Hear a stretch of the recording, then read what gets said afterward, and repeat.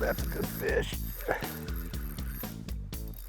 That's a little bit better fish right there, son. Look at that.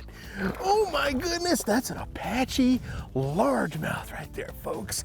Look at that fish. Let that drag go. Look at that fish. Oh my goodness. I just went down through there with a crankbait. I couldn't get nothing going. I figured, well, cold front, what happens? Pull out the stuff you can get bit on. Get the worming. Come on, son. You're done. You're done. That's a good fish right there. Oh, come on. Come on.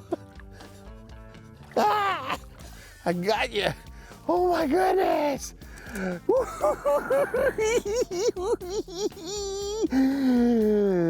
Thank you, buddy. You're blind in one eye. How did you see that bait? You must have smelt it. You must have smelt it. Look at that fish, blind in one eye. He's good on one side though. Isn't that just a gorgeous fish? That's every bit of 3 pounds. Look at there. That's beautiful. Oh my goodness, what a way to start a day on one of my all-time favorite lakes, Apache Lake. Been a while since we've been here. The road's as rough as all get out. But oh my goodness, does this lake have some beautiful bass in it. And we've been coming here off and on, checking on it to see how things are going. And I'm seeing a lot of shad in the area. We're here in the fall and we just had a big cold front blow through. Kind of hoping I could get them on some reaction, but that cold front, post-cold front anyway, has really shut them down. Boy, he twisted my line all together. I caught him, believe it or not, on this little worm right here.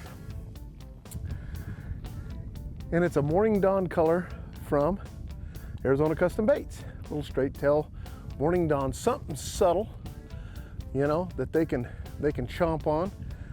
Really fun bait to throw, especially when it's slow. But it's only a little 4-inch, but it gets the job done. And like I said, I had to pull the drop shot out back to the light line, and you can see I'm gonna retie my leader. I'm gonna see if I can get away with 8 pound because there's a lot of stuff that I wanna fish, and I've got 6 on this. I'm gonna change it out to 8 anyway and see if I can get away with 8 pound test line. It's always best to try to get away with the heaviest line you can get away with. So that's what we're gonna do. You know, we just caught that fish right there off that little brush pile. They hide right there inside those things and come out and they'll sit there or they'll come out and ambush their prey. Now we're going down this rock little ledge. Now we just got here, so I want to try everything, but that told me a lot right there. So, you know, we've got more of that stuff coming up down here and we'll fish it. And the boat's in plenty of depth of water. I mean, everything's really good down through here. But I gotta try some of this stuff too. And just check it. I like to check it. And if I don't get bit down through here, and we start getting bit by the trees and the weeds and things like that down in there, then we know where to start eliminating water from. But if we get bit on this stuff, then we gotta cover the water a little bit, you know? So, and this chunky rock like this holds crawdads and all kinds of stuff. But after that cold front, after that cold spell, a lot of times those fish will just sit there, they get a little dormant, they don't really feel like feeding. But on the other hand, when you get your first big cold spell during the fall, going into, say, winter, what ends up happening a lot of times, those fish will start feeding on them shad, and boy, you'll start spooning them and all kinds of stuff, and that's possible too. You might find a school of bait fish with big bass on them, so always have a spoon ready this time of year too. But like I said, I came out here, I threw for about an hour a crankbait, threw a chatterbait, tried to get bit, moved down the bank a little bit, even threw some topwater when I first got here, but it didn't happen. As soon as I pick up the worm, you know, down this bank, here we go. So we're gonna try that and see what happens. And if we see anything else happening, or if we see something busting, then we'll make some adjustments. But when you catch a 3-pounder off a drop shot, you know, that's a pretty good sized fish.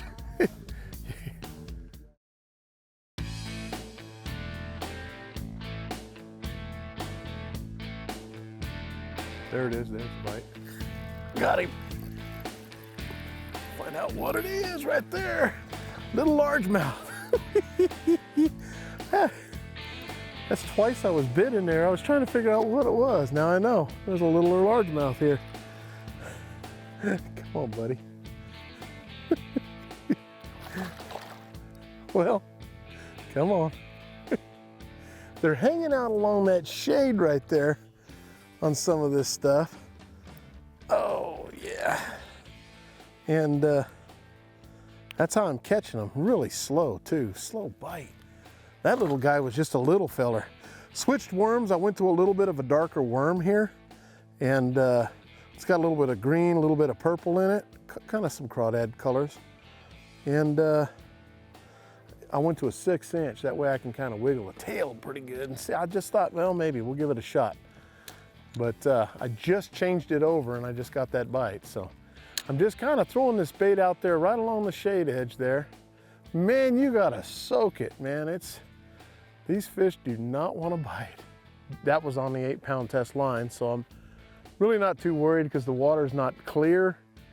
It's kind of dingy. I mean, it's clear, but it's not as clear as it normally is, and I think you can get away with 8-pound.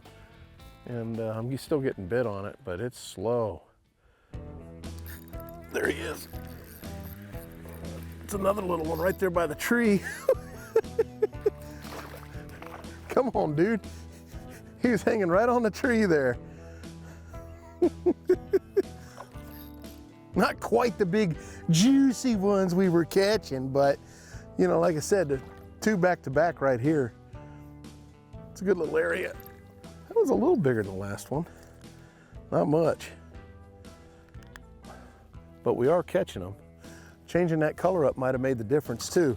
A lot of times you have to remember when you're fishing darker type water, you need probably a darker worm. In the fall, typically in clear water, I love to go to like morning dawn type worms, anything with a little pink in it, things like that in the fall. They seem to hit it really good. But in saying that, I still don't throw away the purple punishers, the oxblood red flake, because when you get into that darker water or you get into deeper water, if you're fishing deeper water that's dingy, that darker worm really does help you a bunch. So don't be afraid to throw the darker worm. Right off that point, dragging that thing slow as all get out. Oh, that's a little bit better fish. That's what we's looking for. Come on, fish. Oh, that's a little bit better fish there. That's what we's looking for. Little drop shot bass. Come on. He's giving it to me now.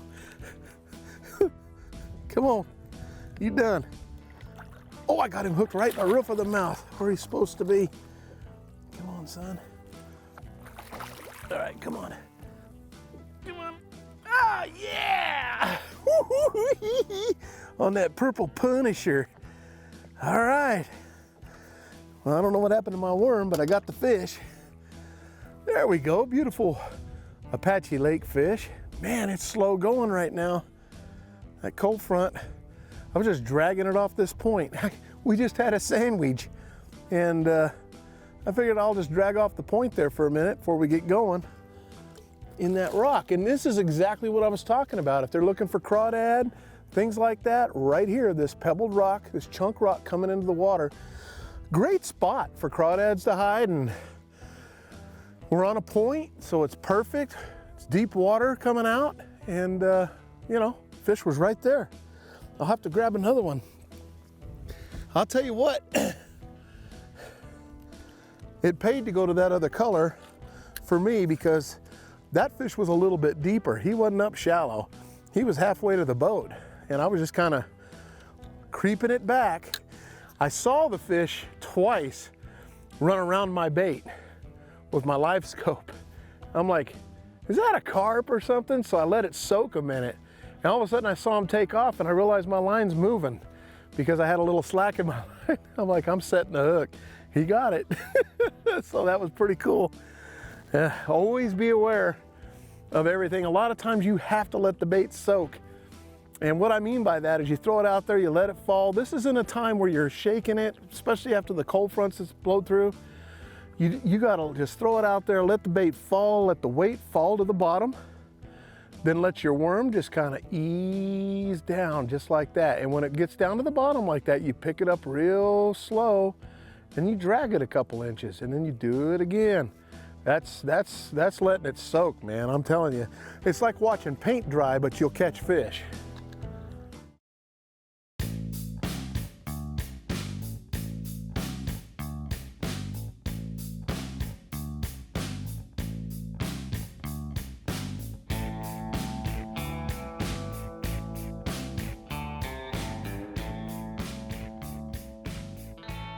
You know, when you're drop shotting, I see a lot of guys make some mistakes when they're drop shotting, and one of the mistakes is, and it's not the technique, it comes down to equipment.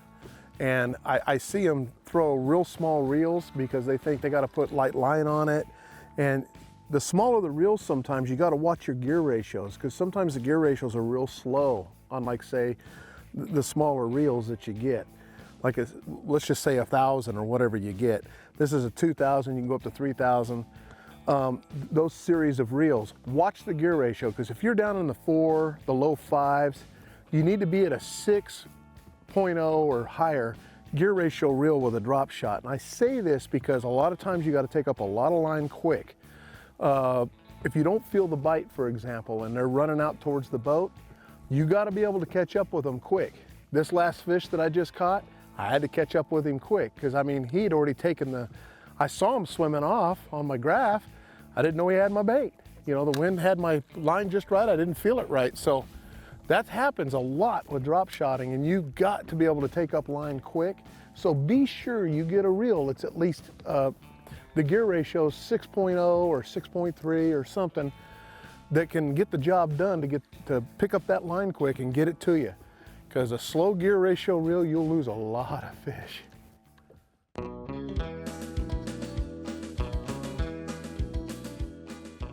Hey folks, for my tip of the week, one thing that's so important, especially with drop shotting when you're using light line, anytime you're fishing, and you go hours without a bite, a lot of us don't retie because we're thinking we didn't get bit, so my knot should be really good.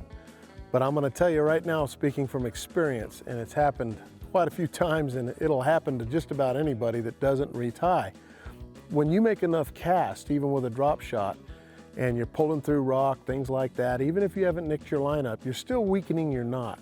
After a while, and then when you get that big bite, you could break off. And it's happened to me, and I'll tell you, it's very important to always retie after so long. Like, you know, you might be going, I don't know, a half hour without a bite. Just break off and retie. Maybe tie a new leader, get something fresh on there, because you don't want to lose the only bite you get when the fishing is as slow as it is and you're watching paint dry. There's nothing worse waiting 2 hours for that bite and then breaking them off. So always retie. You don't have to catch a fish to make your knot weak. Remember that. Ooh, I have one right here. Yeah, I do. I got one. Ain't very big, but I got one. Get up here. He hit that thing. I was shaking it on that one. He actually got it. I was pulling it off a rock. Just a little guy. That's the smallest one of the day. Come on, we got to catch bigger fish than that. I came over here and I'm like, I kept getting hooked up in the rocks, and that's the thing. Feeling that, you got to pop it loose over those rocks, and he hit it as soon as I hit over that rock.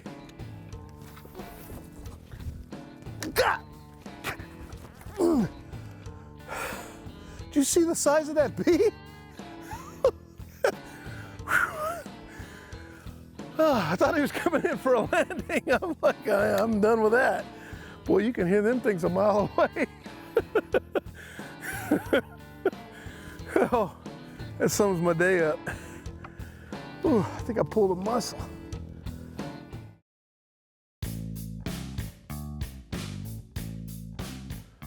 You know, one thing to remember too about drop shotting, I get a lot of questions asked about what size weight do I normally use. My favorite weight is a 1/4 ounce weight when I'm fishing. You know, when it's calm like this, I can let it fall down by the bluff nice and slow. There's a time and a place for everything, but I'll tell you what, when you get out in some of that windy weather, like I was just recently at Apache Lake, and we're fishing deep water. The wind's blowing a little bit. And one thing that's real important, if you want to get that drop shot down there real quick, is sometimes you have to switch it out. This is a 1/4 ounce I'm throwing, there's a 3/8.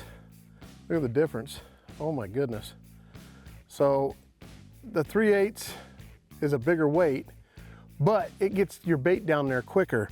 And a lot of times too, when you have fish kind of roaming, and you can see them on the live scope and they're not sitting still and they're just kind of roaming through, if you use a bigger weight, you can get your bait down there to them quicker and you won't lose track of them. Plus, a lot of times the heavier weight, you can get a reaction strike out of the bait falling so fast. So there's a lot of bonuses to going to a bigger weight sometimes. Like I said, my all-around weight, if I had to throw one, would be a 1/4 ounce, but if I get in deep water and it's fall and the fish are chasing shad and you want to throw a drop shot down there, you might think about a 3/8 ounce. It'll probably help you a lot. Oh.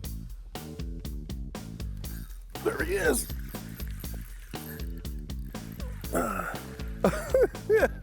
I knew there had to be one on that ledge. My goodness. You know, look at that fish. Come on, buddy. I wonder if there's one more on that ledge. There could be. There could be one more on that ledge. Look at that little guy. We moved up lake, started hitting the walls a little bit just to see, you know, just to check things a little different. It's so long in between bites right now with that front that you got to cover a lot of water. But I figured, well, I'll try something a little deeper. Maybe we'd get lucky. I'll tell you what, man, it's been tough. It's been a grind, but you can still catch fish, but it's a grind. I think we've caught maybe 6 fish today, you know, total. It's been tough. First walk out here, you think, oh man, it's gonna be a great day because you catch them right off the bat. Catching a real nice one right off the bat, and I'm like, oh my goodness, you know. But I'm like, I know that front's gonna play with us. That was a real cold front that came through.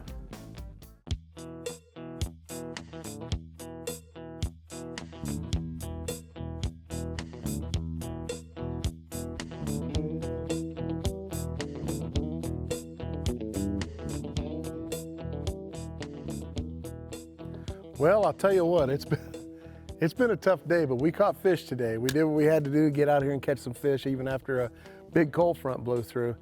You know, a lot of times you can catch these fish if you know that a cold front's coming through just before it starts hitting.